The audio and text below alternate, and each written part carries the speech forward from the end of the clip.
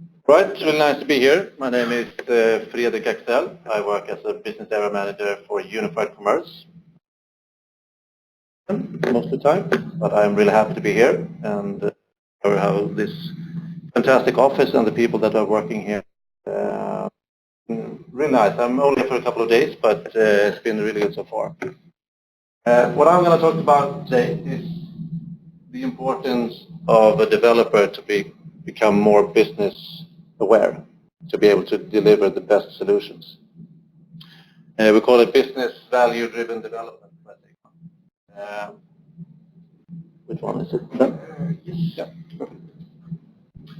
I'm going to start with a case just to talk about the business value. For example, we have an e-commerce case here. We have a company. They do about 100 e-commerce checkouts a day. They have a very successful web shop.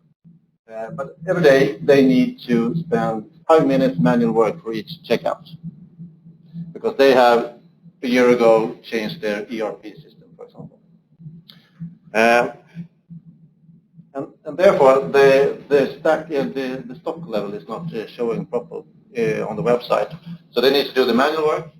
They spend about, as I said, 5 minutes on each checkout. That equals 50 hours a week, maybe 3,000 hours a year. And this is the internal cost may be about $100,000. And for you as a developer to fix this one, it may be a really easy one. In this case, we say it's about 20 hours maybe from start to production to solve this problem. So what is the you spend? What's the value of those 20 hours? If it costs $100,000 for them to do this manual work every day. So this is about what if we start thinking more business when we develop, then I think that we will become much more effective and much more better developers, and we will gain real business value in the end. Use SBOS, Sitecore Business Optimization Services. We use that as a start within our workshops with our customers. A really good method where you look at the business value throughout the whole part of the Sitecore. All the development last years regarding Sitecore is more or less based on how you can bring business. Something that's really important is the importance of a strategy, that you have a strategy from the beginning to the end to really reach the business value.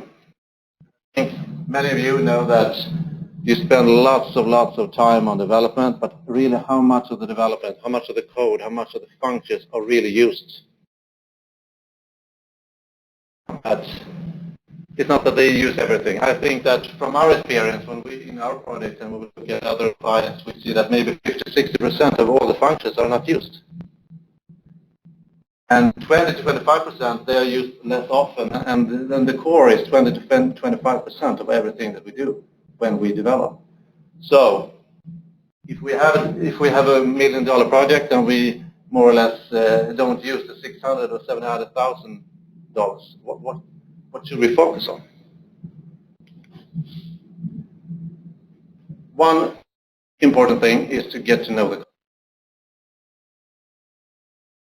Every time when we start the ramp-up phase in an implementation project, we need to know the overall business strategy. What do they want?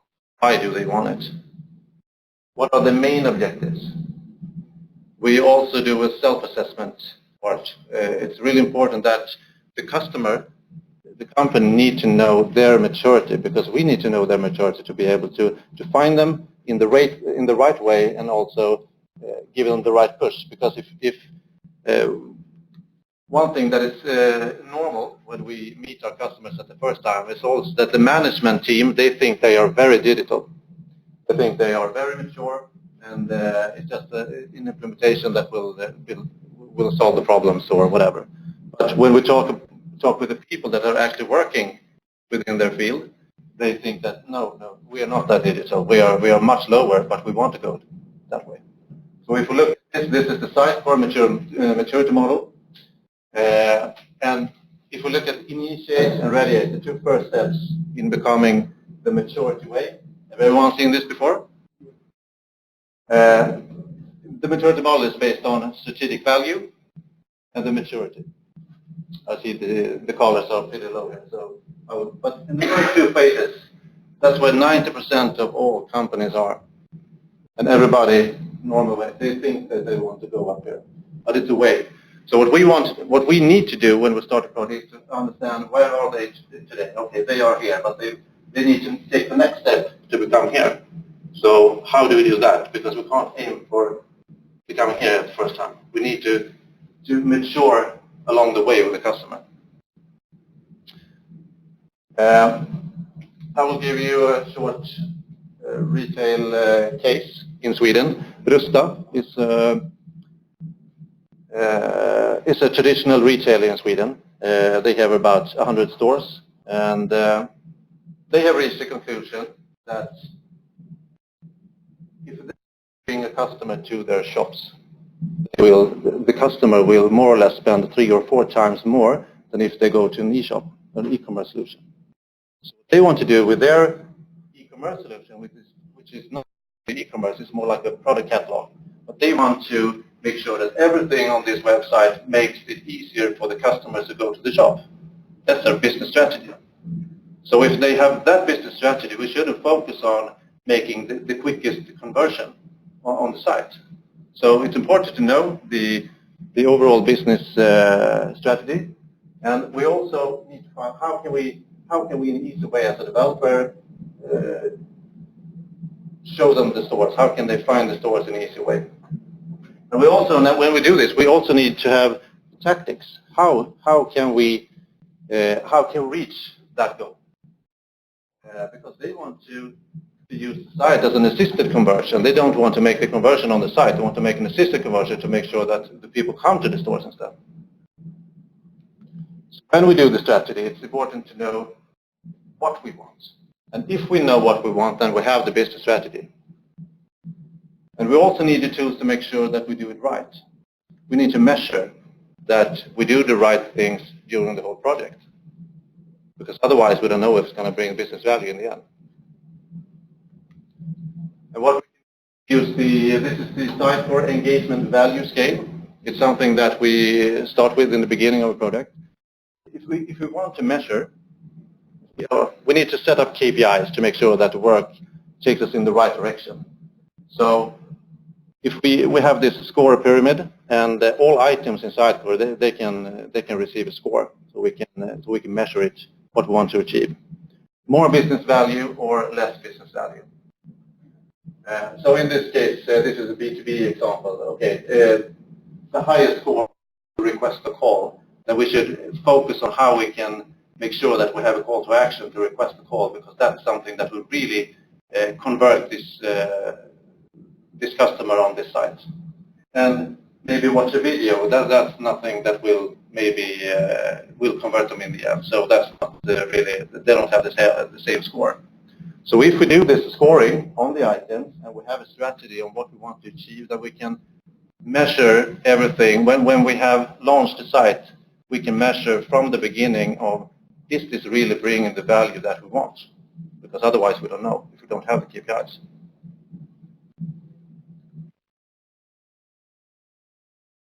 When we have done the self-assessment, we have done the maturity, we have found out how mature the company is, then we need to work, how we want to do this.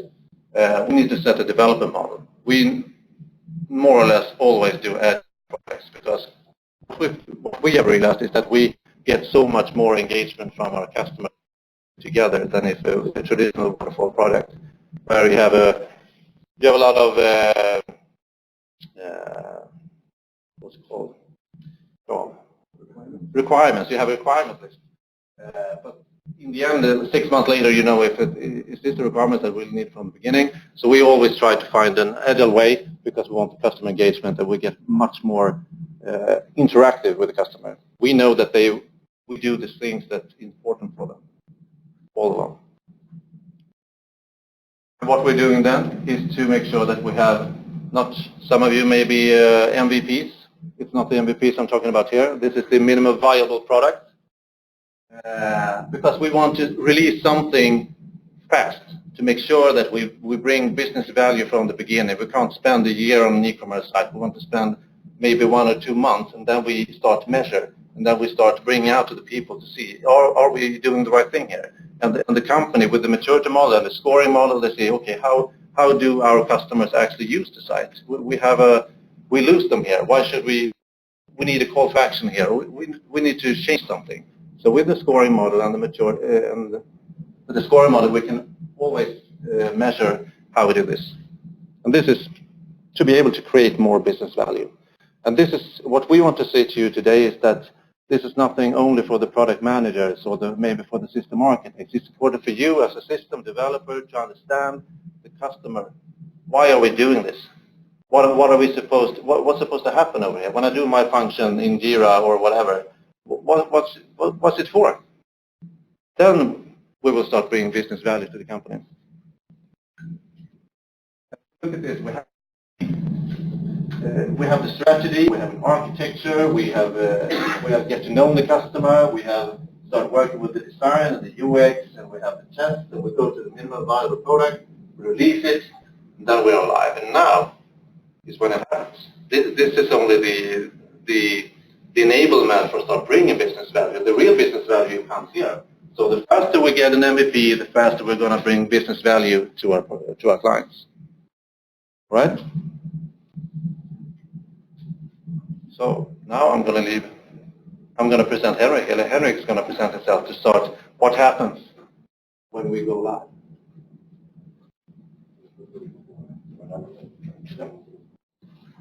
So, hello everyone. My name is Fredrik Axell. Short introduction, but you said you have worked 20 years? Only 18, I think. Junior. Yes, I'm still a beginner in Sigma.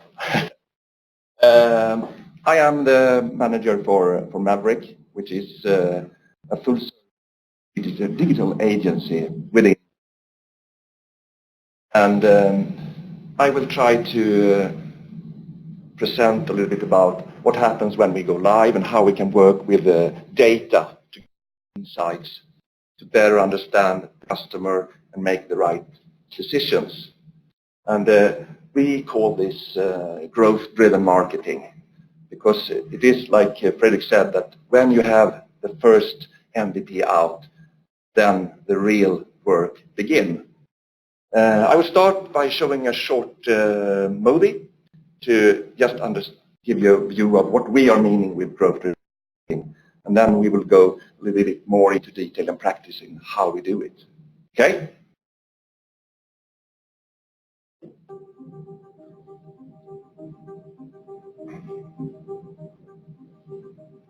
You can no longer. In order to earn it, you need to know what your users desire, when they want it, and how they want it delivered.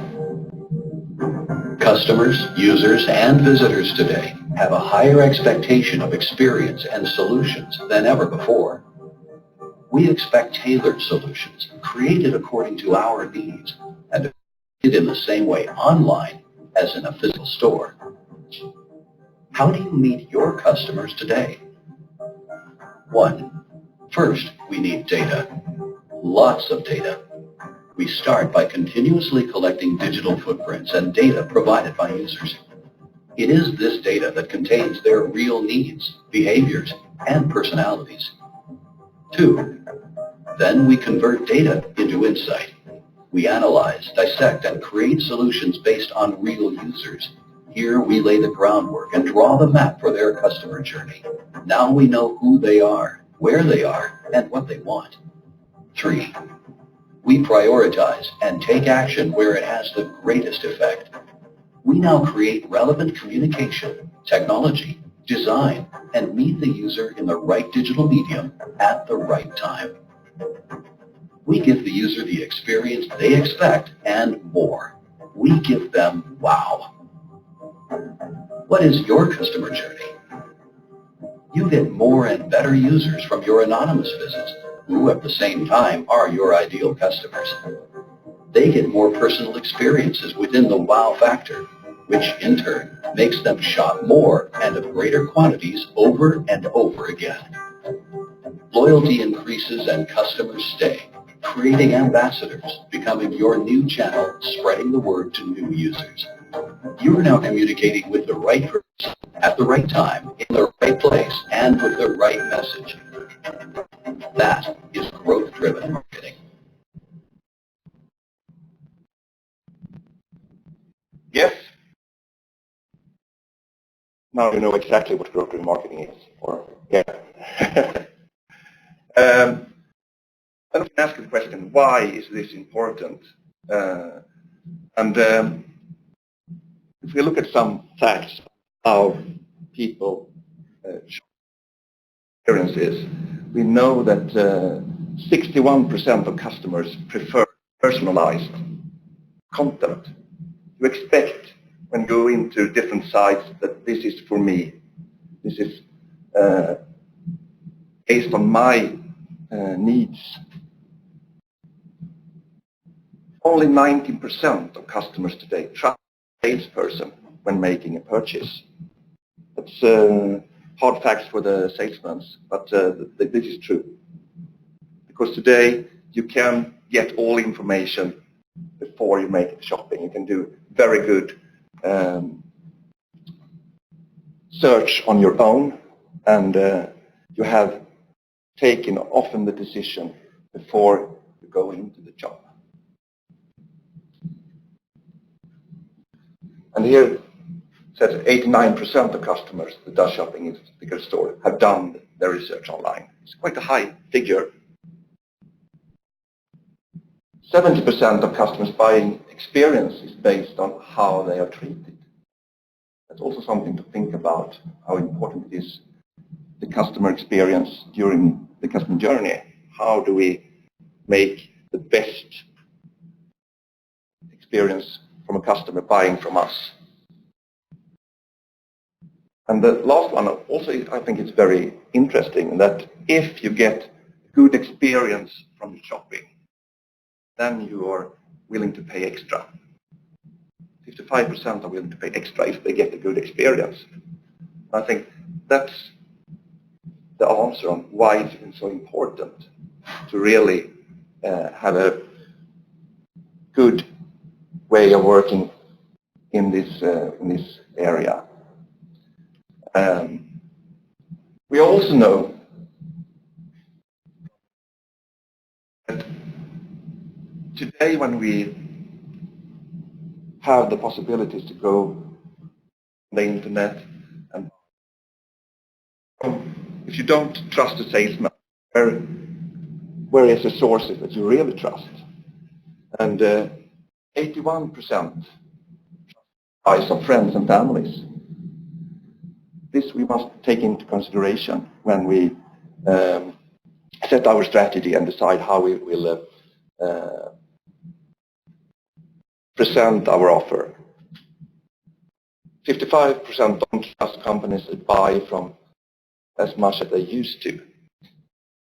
65% don't trust company press releases. So the message here is that trust in business has eroded very, very much. And we also know that 96% of unsatisfied customers don't complain. That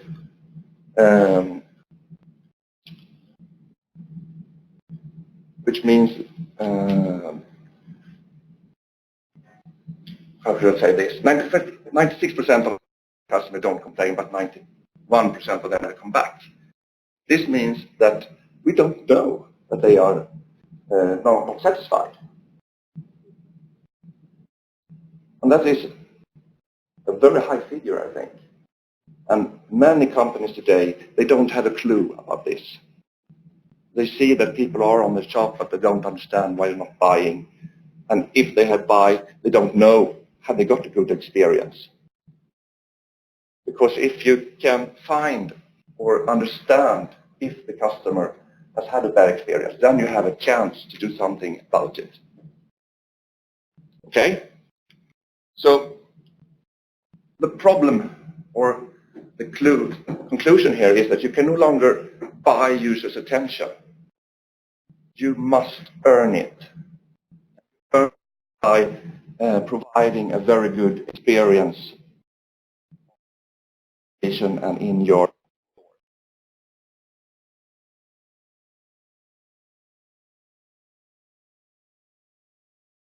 And if we should do that, we must know what they want, when they want it, and how they want it delivered.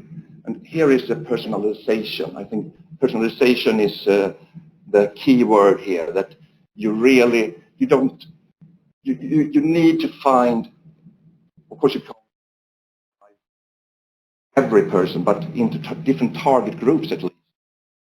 You, in a better way, can assure that this message is for me when I visit the website.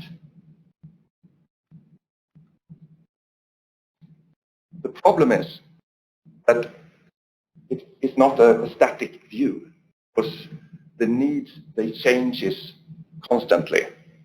That's why we have to measure this over time. It's not enough that we do a first investigation and find out that this is the way we should present our products. You must follow this over time to really see how it's changing, and then very, very fast to do the changes in your solutions. And how? This is maybe the question you ask yourself now. How can we do this in the best way? And Fredrik mentioned the customer journey to really set up on your website or your e-commerce solution. What do we really want the customer to do? Use this the points that you set up for yeah, and really try to describe every customer journey and what you are expected to happen in each stage. And that could differ between different target groups. So it's not one customer journey for all. It could be very different depending on what is it a partner, is it a customer, or what is a target group we really want to understand what they should do with this.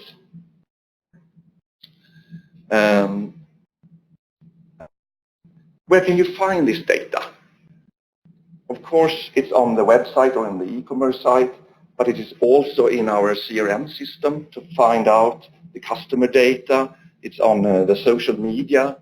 It's all these digital footprints that are out there. There is enormous amount of data that you really can collect.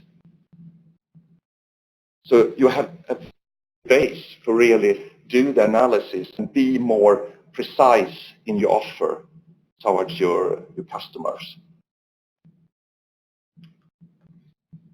Here is just one dashboard. We can see a lot of things in real time. What's happening? What is really happening on our sites? How many visitors? How long are they staying? What are they doing? According to our customer journey, are they doing the right things? If not, what did they do? This gives us a lot of insights for us to be fast, to change the way we're working.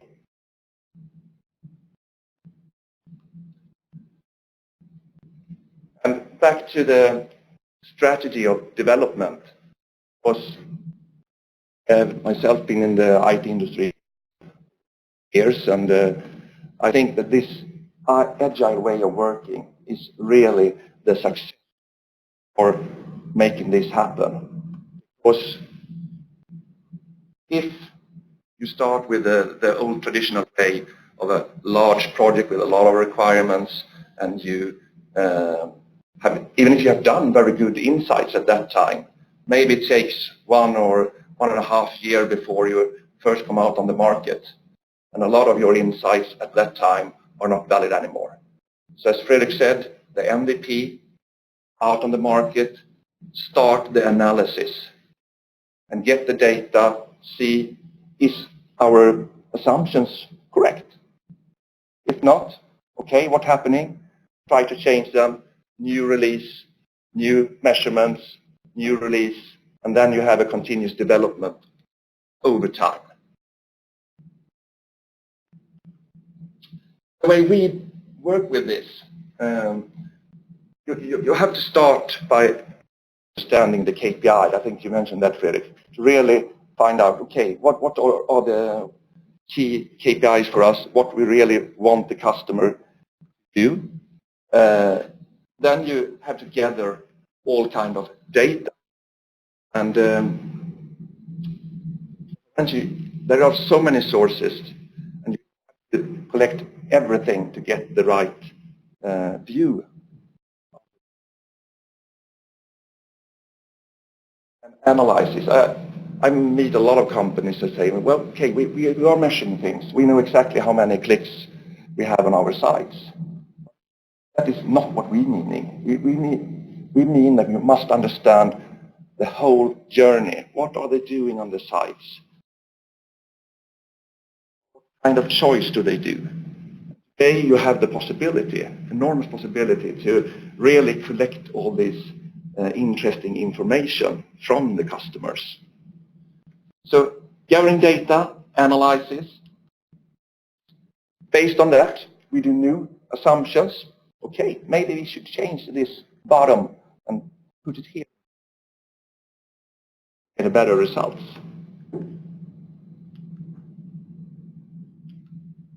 And then test it. A lot of so-called A and B testing. Test two different versions. See what versions is the best one. I know a company called Spotify. Do you know Spotify? Yeah. They work very, very much with this kind of way of working. I know for the moment they have over 100 different versions on the site. Very, very small differences, just to compare what is the best way. It's quite interesting. And it's a strategy from them to really be very, very fast and to all the way give the best customer experience. So this is a very good way of working. And from the testing, we then, okay, the backlog for the next sprint, the next phase, the next release, what should we do? Everything is based on real customer data. So before people sitting and for themselves, and I think it would be good to develop some functions, and I think it's much better to do it than this way, but no one knows. Today it is not, when we have these possibilities to really set up and gathering all kind of data, it's no longer a matter of I wonder if or maybe. It's facts that really base what we should develop in the next phase. And the speed on how often you can release. I know for Spotify, for example, they release a lot of things every week. So it's just a matter of how you set your development strategy and how fast you can be in the different releases based on real customer data.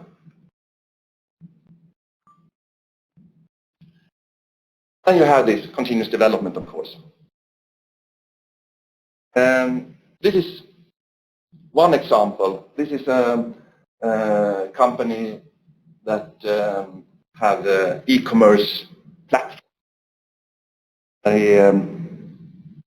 help them a lot with their way of presenting themselves. And in this first picture here to the left, they said that we are a commerce platform. Please read more about our platform, more or less. And no call to action, more than please read more. That's maybe not the best way of get the interest from the different target groups. We also, in this analysis, see that a lot of users, they don't do anything after coming in the site. They left quite early, and they saw that many people, they only see the top part here. They don't scroll down and find messages. They had some call to actions, but they were put quite very down on the side, and that means that users never saw the messages. So users either exist or use incorrect link actions. That was the conclusion from the analysis. And instead, we make this first part much bigger, much clearer. One very clear call to action. You don't miss our guide how you should buy e-commerce.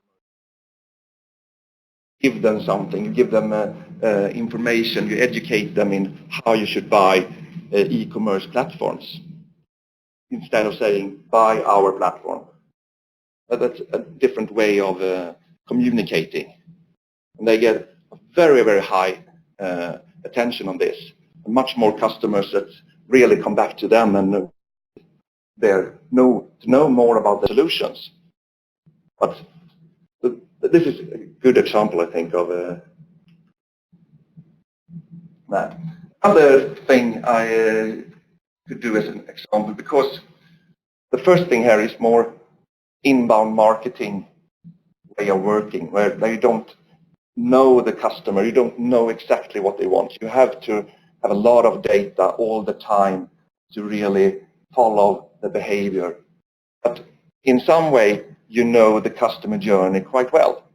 And I think this is a very good example of a customer journey that is always the same, more or less. This is something called PregLife, a Swedish app for pregnant parents. And if you look at that journey, it's quite the same every time.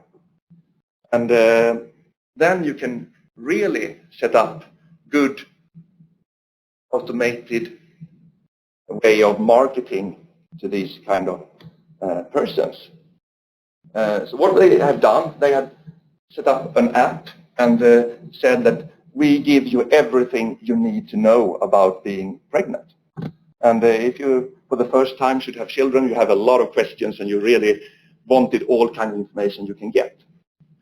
And they have a very, very good information about how it is to be a parent.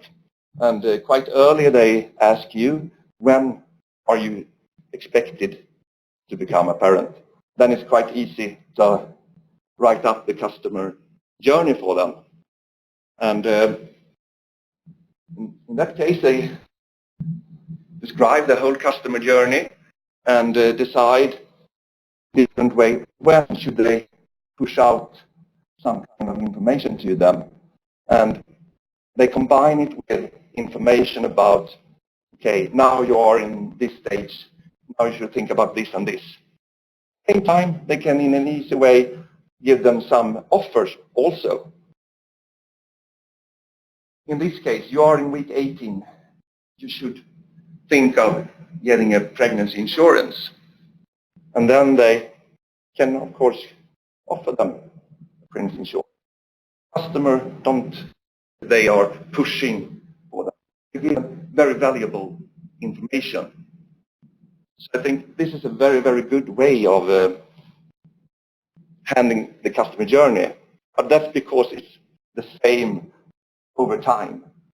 Then you can use market automation with standardized material for different customers. But if you don't know, then you have to personalize. And in the storm case, the e-commerce, for example, then we have different messages depending on if you're a partner who visit the sites or if you really are the end customer. Then you can have different messages to different target groups. So this is really the clue or the key to success here. Work with data, a lot of data from different sources to really understand what is happening there. and a very, very fast way of developing things in small, small steps based on these facts. Okay. Should we try to summarize a little bit, Fredrik, maybe?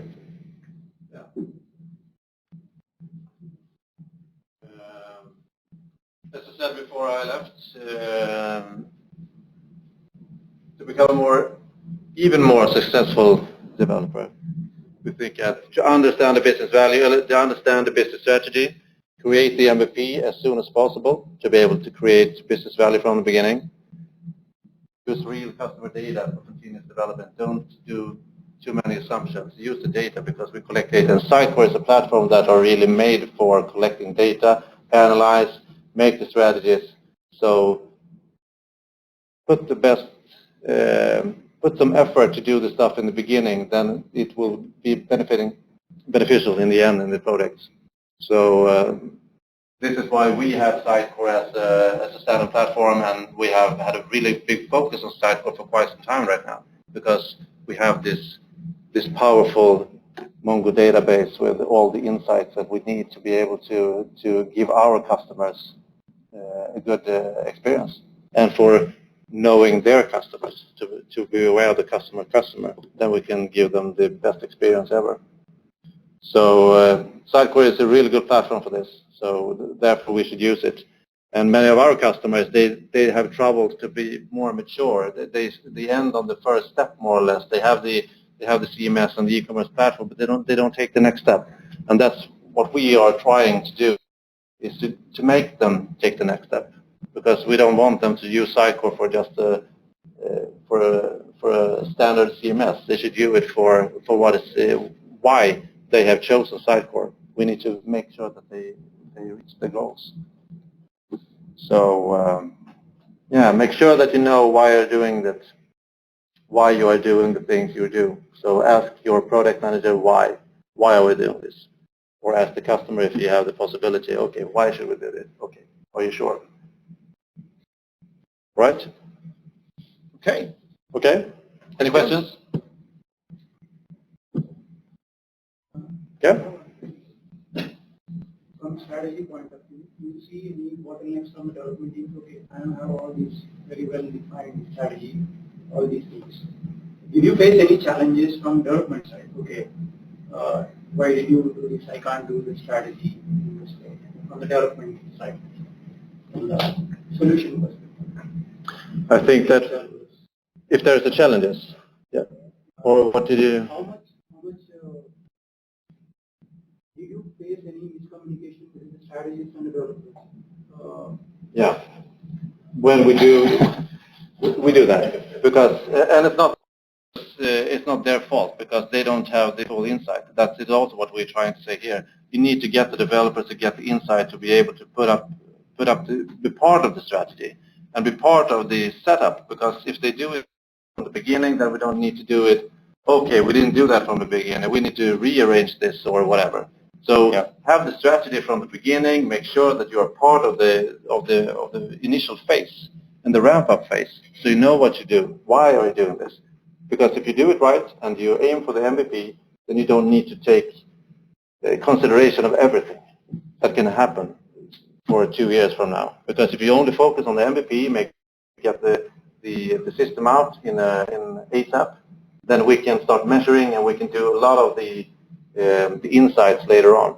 But from the beginning, make sure these are the KPIs we want to measure. Focus on that, and then we can do it continuously later on. Don't try to do everything from the beginning. And I think that's something that you always face, often face, that we want to do this, and then we're never ready. You need to focus. You need to make sure that it enters in production as soon as possible, and then you start doing the insights. The agile way, not the waterfall way. Just to focus for MVP. Yep. But we think that when we try to implement other things, we'll have to do re-architecting of a lot of parts. On that solution should be flexible. Yeah, you should. We have to make our architecture future-proof also, right? We have to think about those things, and then so that it should be extendable and put those flexibility points in our architecture during MVP also. You end up doing the re-architecting. Most of the times, we as the developers come into the picture only like, okay, requirements are done, everything is done, okay, spec is this, implement it. Why we are implementing, what we are implementing? Yeah. This is screen, okay, these are call modules, you implement it. Yeah. But what is the end goal, what we are trying to achieve for the website is very important for us to also know from the initial phase. Yeah. Do you usually have members of the development team also work with you during the initial discovery phase? Yeah. Do you Yes. usually have that? We have something we call in our project something called check-in. So that's when we make sure that everybody in the team have the same picture of where we're going. Maybe we have a workshop with the customer, with the system architect and the product manager, not the whole team. But when the workshop is done, then everybody needs to know where we're going and why we're doing it and what's the purpose of this solution. So everybody knows, have the same picture. Because otherwise, if you extend someone and you don't give him or her the information when they enter the product, then probably it will be much harder for that person to deliver the value. And it may go in the wrong way because they don't understand, they don't have the full picture. And everybody and all the developers maybe not have everything, but they need to know what's the purpose, what are we aiming for, what's the business strategy. It's on the product manager and the system architect as well to give that information to you as a developer. So you can do a really good job. So from the beginning, yeah. Right?